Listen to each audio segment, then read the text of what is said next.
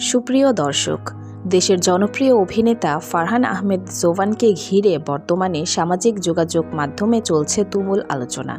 সম্প্রতি মেরিল প্রথম আলো পুরস্কার অনুষ্ঠানে স্ত্রীকে সঙ্গে নিয়ে উপস্থিত হওয়ার পর থেকেই নেট দুনিয়ায় নজর পড়ে তাদের উপর। অনুষ্ঠানস্থল থেকে ছড়িয়ে পড়া ছবি ও ভিডিও মুহূর্তেই ভাইরাল হয়ে যায়, আর এরপর থেকেই শুরু হয় নানা ধরনের মন্তব্য, সমালোচনা এবং ট্রল। অনেকেই সীমা ছাড়িয়ে জোভানের স্ত্রীকে নিয়ে ব্যক্তিগত আক্রমণাত্মক মন্তব্য করতে থাকেন, যা ভক্তদের মাঝেও তৈরি করে তীব্র প্রতিক্রিয়া। বিষয়টি দ্রুত এতটাই আলোচনায় চলে আসে যে সোশ্যাল মিডিয়ায় বিভিন্ন প্ল্যাটফর্মে জোভান ও তার স্ত্রীকে নিয়ে শুরু হয় ব্যাপক বিতর্ক। পুরো ঘটনায় স্পষ্ট হয়ে ওঠে একজন তারকার ব্যক্তিগত জীবন নিয়েও মানুষের কৌতূহল কতটা তীব্র হতে পারে। এই পরিস্থিতির মধ্যেই অবশেষে মুখ খুলেছেন ফারহান আহমেদ জোভান।